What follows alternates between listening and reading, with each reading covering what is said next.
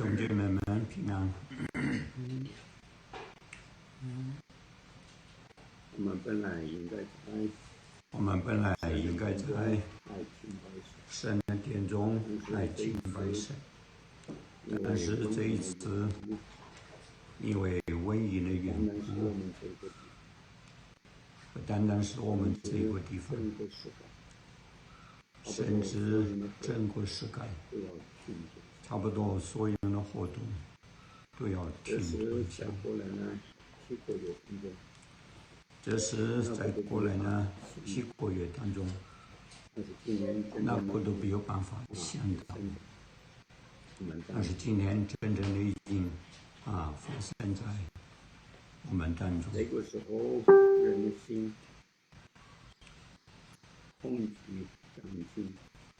这个时候，人的心不但是没有信主的人，恐惧战惊，没有平安。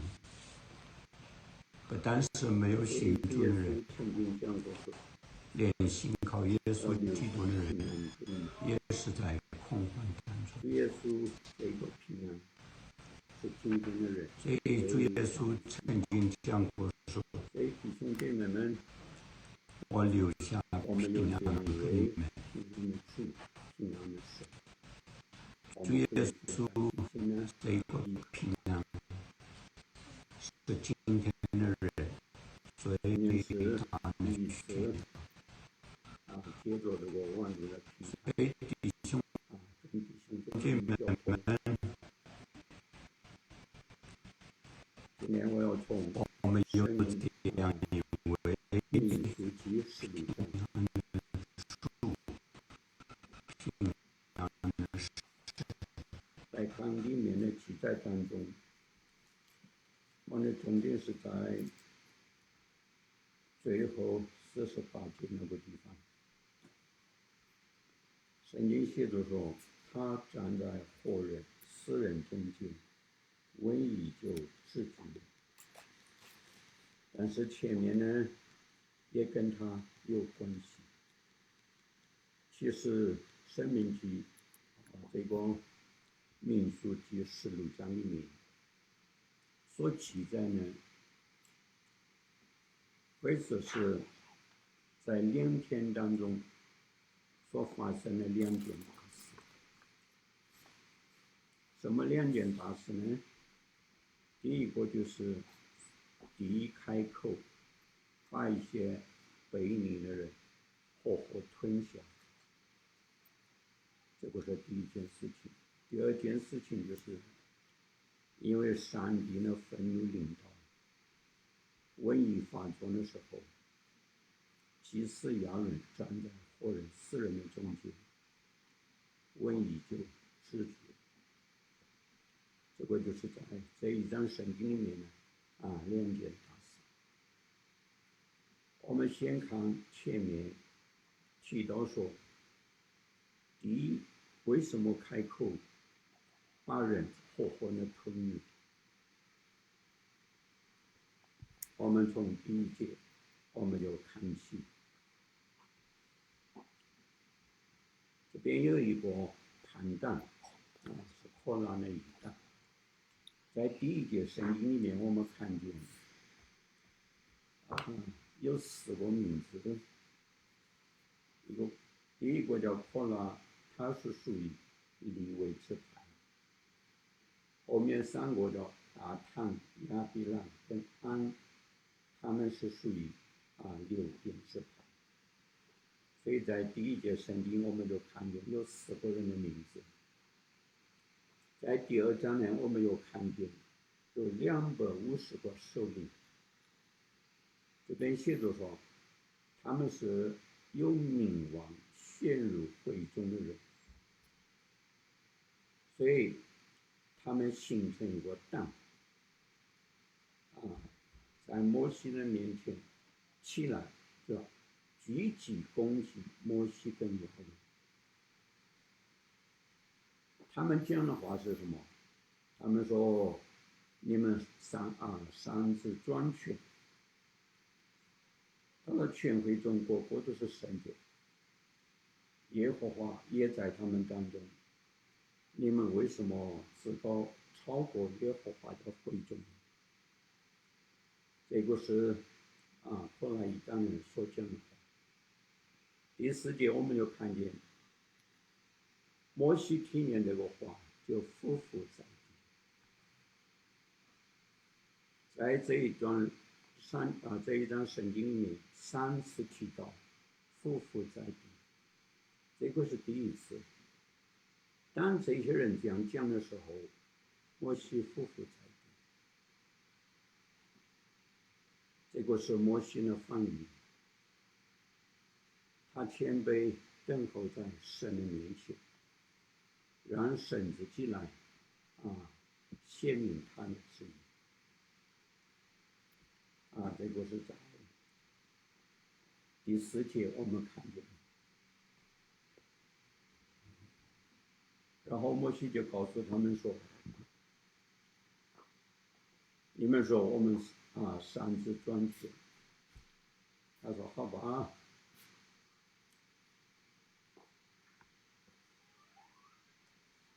他说：“到了早晨，耶和华必指示谁是属他的，谁是圣洁，那么就叫他亲近神。”所以摩西就告诉他们说：“好，你们明天把火盛在炉中，把香放在其上。耶和华拣选谁就为圣洁，然后谁就可以服侍神。”然后摩西提醒他们说，第8节说：“利未的子孙啊，你听我说，以色列的神从以色列中将你们分别出来，让你们亲近他，办耶和华帐幕的事，并站在会众面前替他们担柴办事情。你们能够亲近神，这样服侍。”他说：“这个岂是小事？你们还要求祭司的职人。原来他们今天这样闹事，他们在办耶和华帐幕的事情，他们不满意，他们想做祭司，得着祭司的职分。他们藐视上帝给他们的这个安排，所以他们聚集起来攻击摩西跟亚伦。所以从这边我们就看见说，我们可以学到属灵的功课，就是说，利未人上帝拣选的人，安排给他们的工作，但是他们不接受，他们不持守他们的岗位，他们想要得着上帝不有给他们的职分。反映到摩西面前的时候，摩西只有匍匐在神的面前，向神来求神显明他的心意。这个是开头这一段我们看见，在第1节提到呢大坦亚比兰，这个时候大家聚集的时候，他们没有来到，他们在他们的帐篷里面，所以摩西就打发人和找这个大坦跟亚比兰。第3节，可找他们的时候，大坦亚比兰他这么说：“你将我们从流奶与蜜之地领上来，要在旷野杀我们，这岂是小事？你还要自立为王，下管我们吗？”你看大坦亚比兰这2个人，我们读圣经，我们常常听到流奶与蜜之地是指到这个迦南地，但是今天呢，大坦亚比兰他们跟我说，他们责怪摩西说：“你是把我们从这个流奶与蜜之地领上来，在这个旷野的地方，你要杀我们，你想要做王，管辖我们。”这个是大唐亚比兰所讲的话。所以我们从圣经看见第15节，叫他们不来，他们的这个讲话，摩西很生气，他就求神不要享受他们的公义。他说：“我不要夺过他们的一匹驴，不要害过他们一个人。”所以他真的是很生气。那么这个摩西就告诉他们，明天你们一党的人并亚伦，你们要站在耶和华的面前，个人呢要拿一个香炉，共250个，把香放在上面，到耶和华面前。你和亚伦也各拿自己的香炉。所以这一伙人，他们都站在会门口。但是从19节我们就看见，不但是他们这一党的人，可能还做什么？他召集全会众来到会门口，要攻击摩西跟亚伦。正在这个时候，神的荣光就显现出来。那么摩西跟亚伦，他们就来到神的面前。但如果荣光一显现出来，耶和华上帝讲什么？他说：“你们离开这些会众，我好在转眼之间把他们灭绝。”让摩西听见这一句话，22节，摩西亚伦就俯伏在地，为他们祷告，这么说：“神，万人之灵的神啊，一个人犯罪，你就要向全会众发怒吗？”然后这个时候，上帝又对摩西说什么？你吩咐这全会众离开什么大唐亚比，跟扩兰他们的帐篷思维，叫他们让开。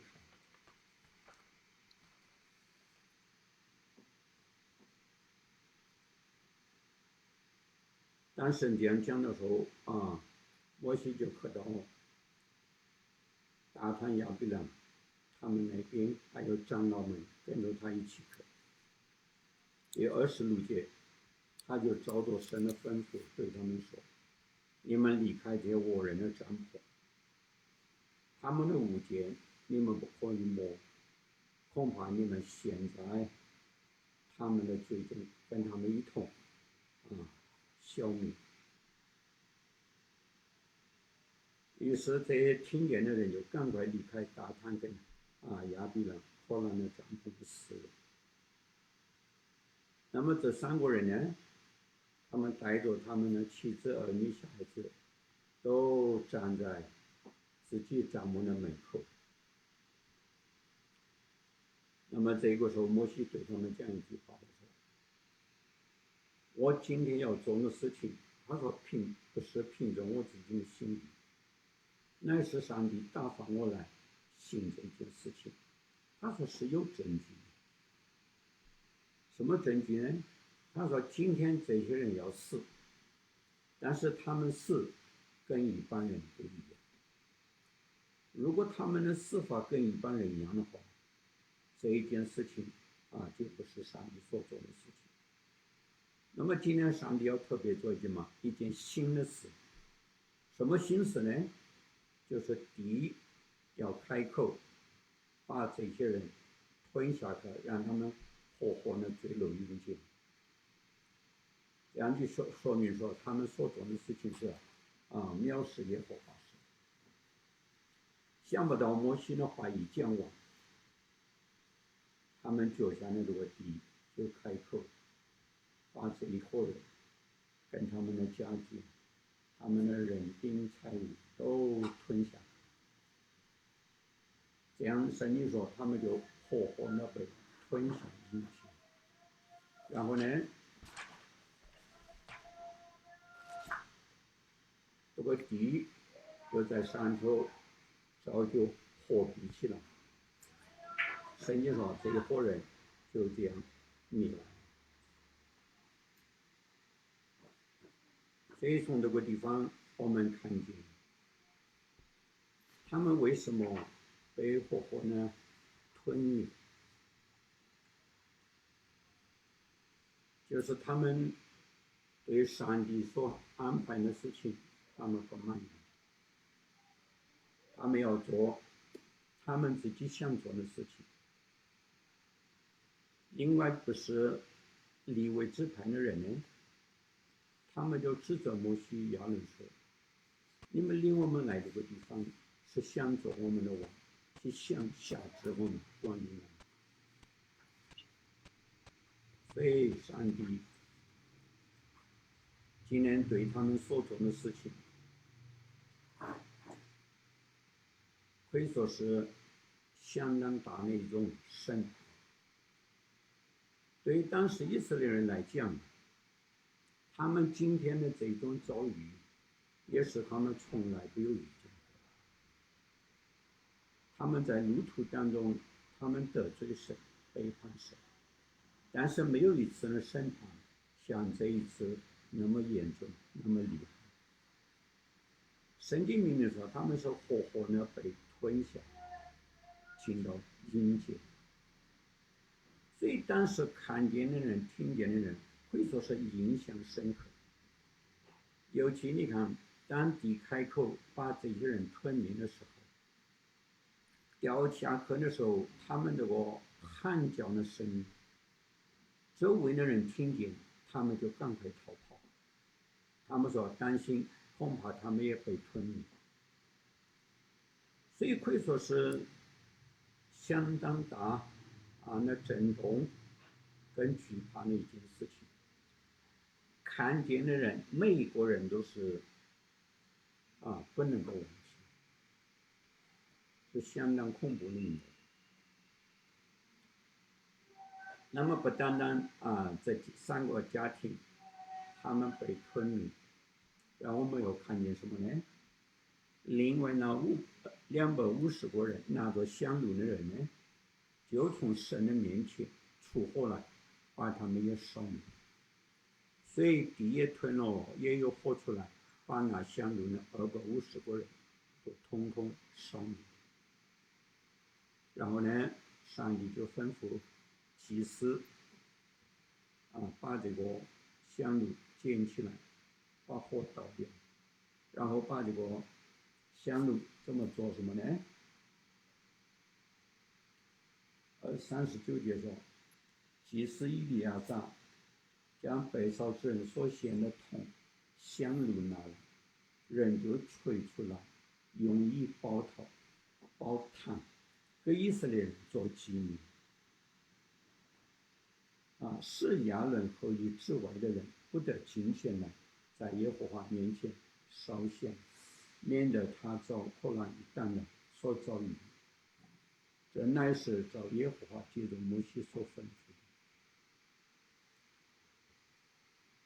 所以说，第一件事情是在一天所发生的事情，可以说是震动人心。那我们来想，如果我们遭遇这件事情，我们怎么能够忘记？但是想不到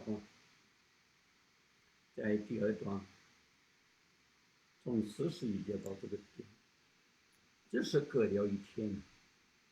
你看第2天，以色列全会众都向摩西亚伦发怨言说：“你们伤了耶和华的百姓了。”想不到第2天，这些会众又聚集，对摩西亚伦说什么？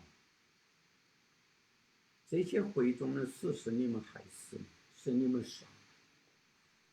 这个是昨天才发生的事情，因为他们攻击神的仆人，上帝这么大的刑罚，隔了一夜，他们就忘记了，他们又怪罪摩西亚人说你们害死他们，所以他们又举起来攻击摩西跟亚伦。今天也同样，你看我们看见他们举起攻击摩西跟亚伦的时候，他们朝着会幕一看不了了嘛，有云彩遮盖了耶和华的荣光显现。43节说，摩西亚伦就来到会幕面前。44节，耶和华吩咐摩西说：“你们离开这会中，我好在转眼之间把他们灭绝。”这个时候，他们2个人做什么？就匍匐在地，再一次匍匐在地。那么昨天的刑罚是什么？第一开口把人吞灭，将火把人焚烧。但是想不到，今天上帝的愤怒又来到了。上帝对他们说：“你们离开这些会众，我要转眼之间把他们灭绝。”但是摩西又匍匐在地，为他们祷告，求神怜悯。这一次摩西亚伦虽然在匍匐在地，在那边祷告，但是上帝的愤怒已经发出来。这一次上帝的愤怒是什么呢？就是有瘟疫出现。摩西他在匍匐在地祷告的时候，他就晓得上帝的愤怒当中有灾难要临到，所以他就对亚伦讲什么：“你拿着香炉，把坛上的火盛在其中，又加上香，快快带到会众那里，为他们赎罪。”摩西自己感觉到上帝的愤怒已经出现，所以叫亚伦赶快拿着香炉，放上火，放上香，他做什么？为百姓赎罪。因为上帝的愤怒已经发出，他说瘟疫已经发作了。那么亚伦就是什么？照着摩西所讲的，跑到会中，他说不了瘟疫在百姓当中已经发作了，他就加上香，为百姓赎罪。你看48节就是重点，他站在活人死人中间，瘟疫就止住了。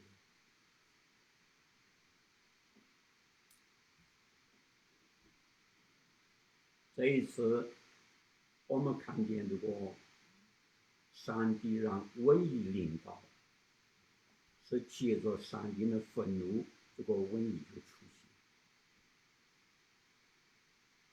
那么摩西他们不但在神的面前祷告，还要叫亚伦拿着香炉，可为百姓赎罪。当亚伦拿着香炉站在活人跟死人中间的时候，瘟疫就止住了。所以今天我们就看见瘟疫止住，这个是在瘟疫当中的人最盼望见到的事情。你看过来这2个月，从中国武汉开始的这个新冠肺炎，1-2个月，差不多传遍整个世界。现在被感染的人已100多万，死掉的已经5万多人。可以说亚洲、欧洲、非洲、美洲、澳洲，甚至南极、北极，所有的地方，这个病毒都已经扩散。我今年66岁，在我一生当中，我还没有遇见过像这种的情况。我们知道，圣经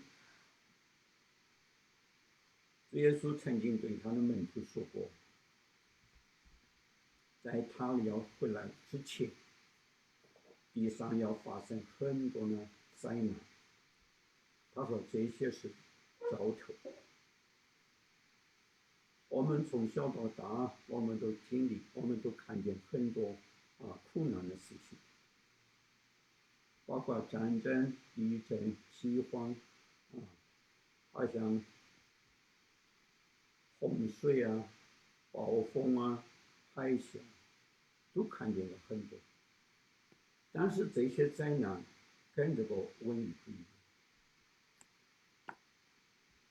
前面讲的这些灾难，虽然经历过很多，但是它不会影响到整个世界上的每一个人，他要停顿下来。但是想不到今天这个人，你看我们现在真能够待在家里面，很多的国家封城封国，可以说是交通来往停顿下来，好像整个生活、工作都停顿下来。其实这个不是好事情。为了感染这个疾病，我们不行动这个是保护自己，也保护他人。但是这样一停下来，整个生活秩序就大乱了，人民的生活、工作都受到影响。那么很快接着来，你让我们看见，在大国家也小国家也好，很多就抢购粮食，很多的市场都是空空荡荡。所以接着要来呢，就是饥荒，那是相当可怕的一件事情。所以很多人都在储备粮食，1个月也好，2个月也好，3个月也好。以他们医学的报告来讲，要研发出这个疫苗跟这个药物，恐怕要1年，要1年半。如果是真的是这样的话，太可怕了。因为有些地方感染到的地方，他们没有这个防疫的意识，不在乎，很随便，结果感染得很快。那个数字是不断的高升。像美国总统，他本来是不在意，但是他现在也是害怕到没有办法。所以今天呢，我们也从圣经里面看见，当神发怒的时候，也有瘟疫发出来，但是有摩西、亚伦，他们在当中提着香炉的时候，瘟疫就会止住。这个告诉我们什么呢？其实这个也是一个预表。亚伦是大祭司，我们真正的大祭司是哪个？是耶稣基督。你看主耶稣被挂在十字架上的时候，在2个强盗的中间，那个悔改呢就是活人，那个不悔改呢就是死人。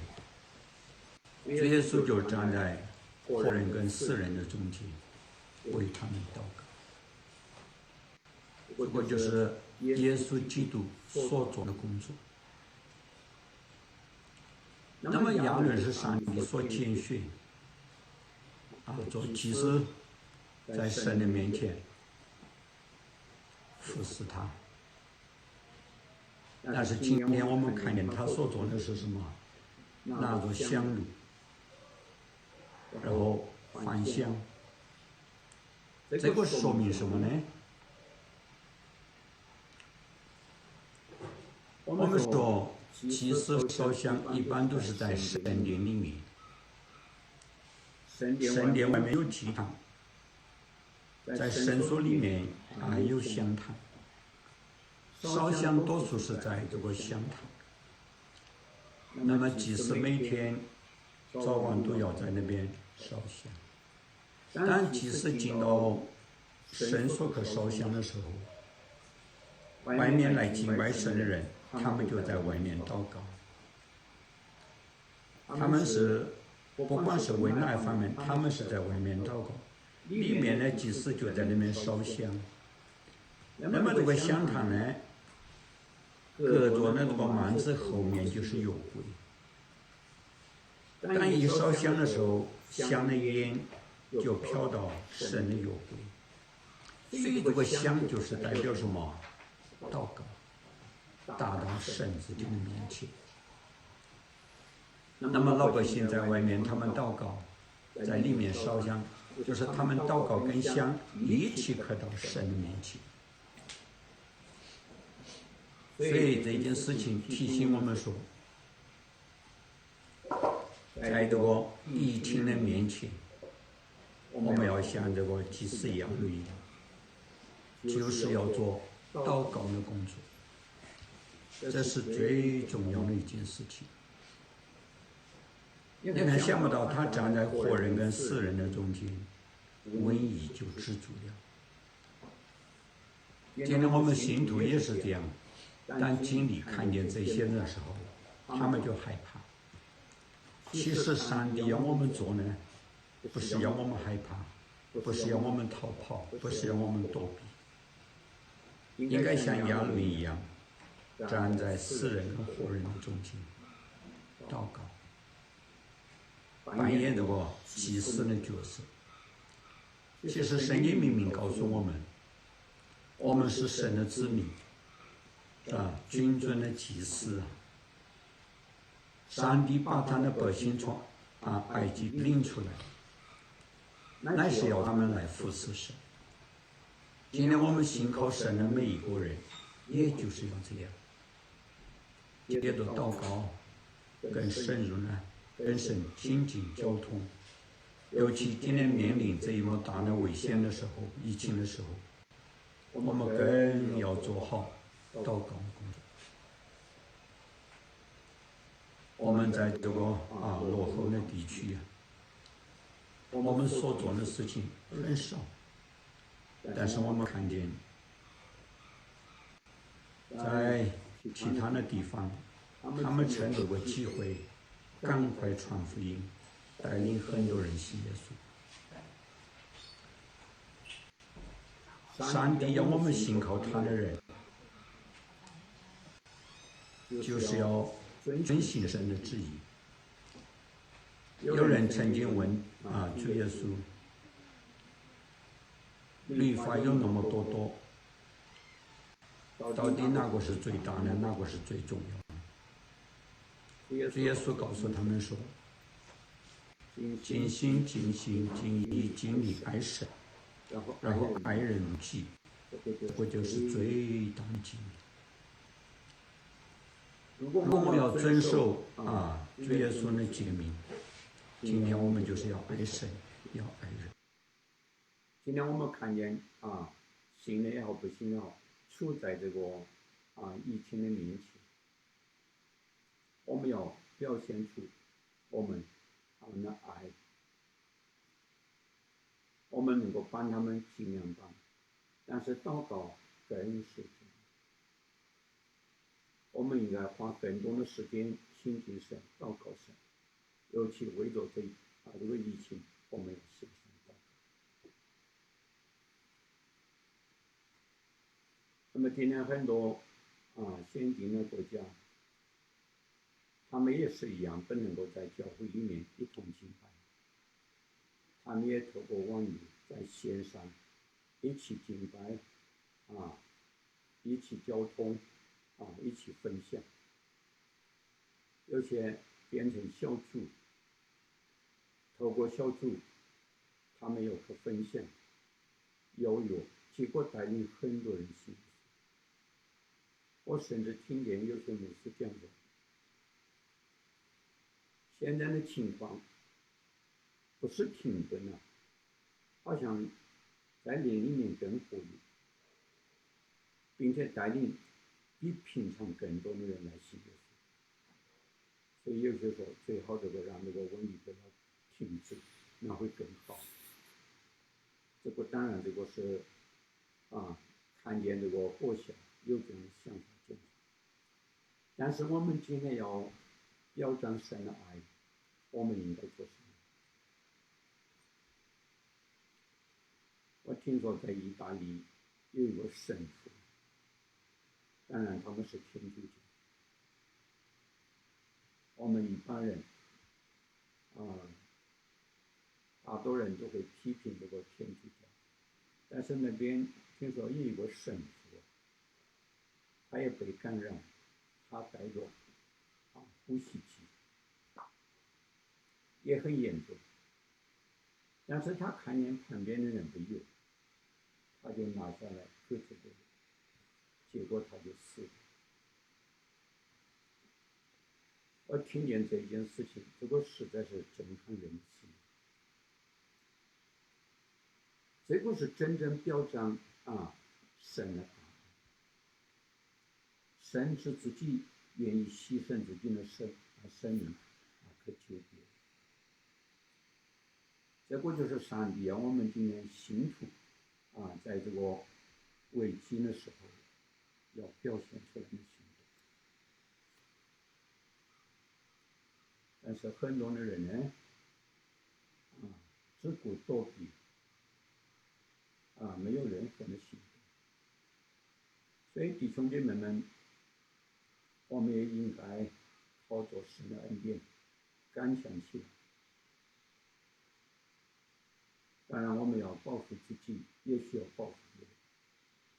但是为了这个局势的改变，我们真的是要花上这个祷告的代价，认真好好的祷告。现在苦难当中，更是我们应该要好好服侍神的时候。按照今天所听见、所看见的，这个瘟疫好像一下子要停止，恐怕不容易。有些人都在讲说，这个是不是起因当中的第四因，那个回马的出现？如果真的是来到那个地步的话，更是恐怖，因为他要接着战争、饥荒、瘟疫，还有也是要毁灭人1/4。现在已经因着这个疫情死的人有5万多人，大家都是胆战心惊。如果是讲地上的1/4的话，更是不敢想象，那是要有多少亿的人要灭亡。所以今天我们发现，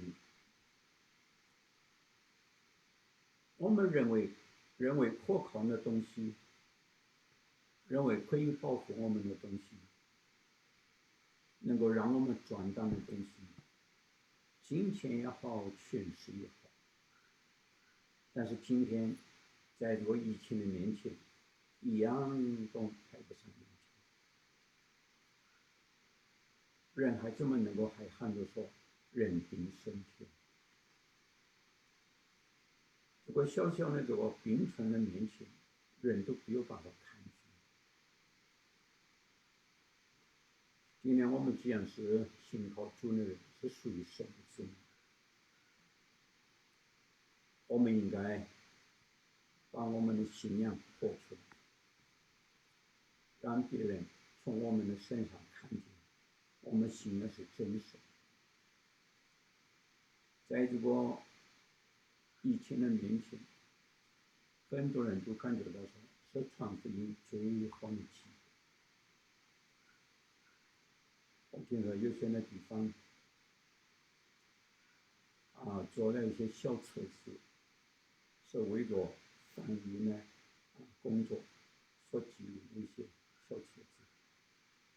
那么今天的人最盼望得到的就是翻译，所以他们一看见这个翻译，这个小册子，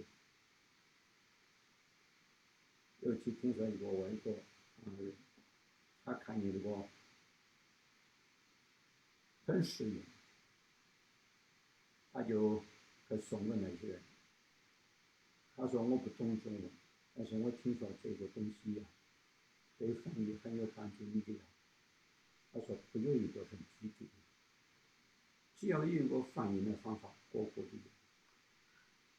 所以我们发现，这个时候人的心好像是打开的，他们在渴望，他们在寻找，更想要得到机会。所以我们信徒应该趁着这个机会，把福音传扬。所以在每天的生活当中，除了我们预备以外，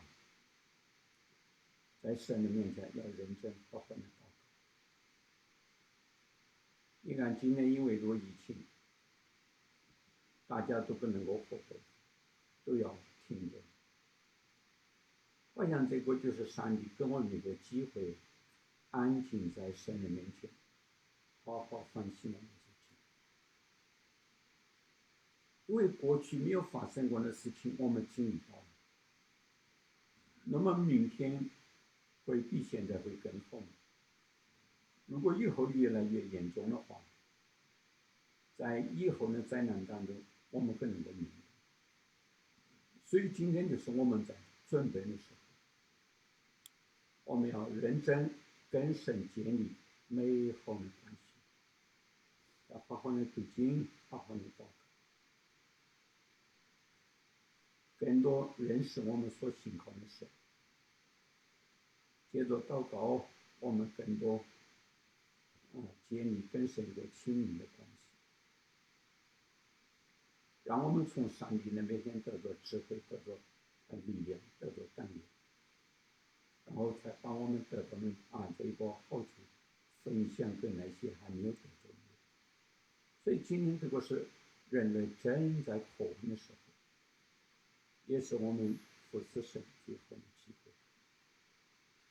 所以今天在样样都停顿的时候，真的是跟我们这个反省的时候。但是我们看见这些以色列人，昨天明明看见地开口把人吞下去，看见火降下来焚烧，他们都害怕，他们都躲避。但是这一件事情不能够让他们醒悟，不能够让他们真正的悔改。第二天老毛病就犯了。所以发现我们人就是这样的软弱，我们要谦卑在神的面前，上帝让我们做的是什么？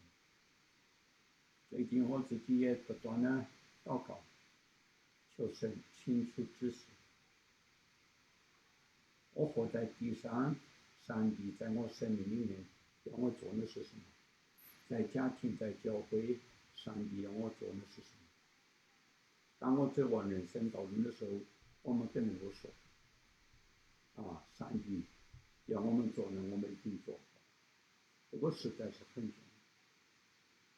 所以今天透过这一章的圣经，我们看见以色列人的软弱，我们也看见祭司所做的工作，也跟我们晓得说，我们在生命当中也是有很多的软弱，但是我们发现以后应该停止下来，靠着神的恩典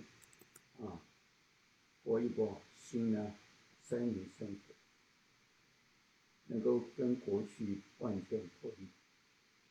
主耶稣说：“若有人要跟从我，就当舍己，背起十字架来跟随基督。”所以，盼望每个人能够这样做。今天我最主要想讲的就是在48节。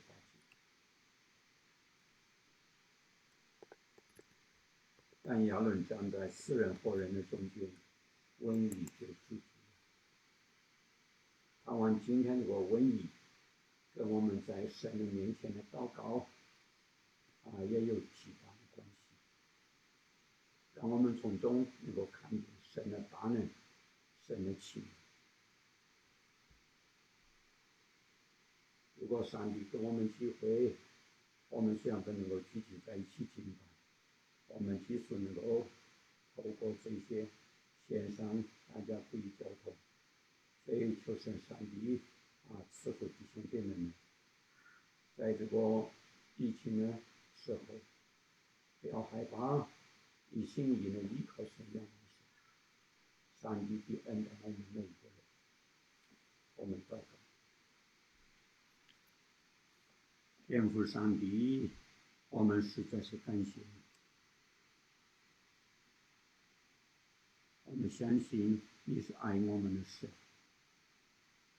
你的爱让你的儿子耶稣基督为我们死在十字架上。圣经也记载，上帝既然愿意把儿子都不分的赏赐给我们，他没有一样舍不得给我们。所以我们知道，你将把最好、最宝贵的都给我们。今天我们需要的东西，你不会忘记。当灾难临到的时候，人心惧怕、恐慌，这是一定的事情。但是我们信靠属于神的子女，我们应该坚定不移的信靠我们的主，然后把我们所得到的恩典和别人来分享。在这个灾难面前，我们不是害怕，不是躲避，乃是要靠主的恩典胜过一切的苦难，并且帮助那些惧怕当中的人，使他们也能够同样蒙受平安救恩。这个是属于神的子女应该做的事情。让我们每一个人都像亚伦一样，站在死人或者名字里，献上的祷告，让神把瘟疫治愈。求你把这样的恩典赏赐给你的子女。我们感谢祷告，奉耶稣基督的圣名。阿门。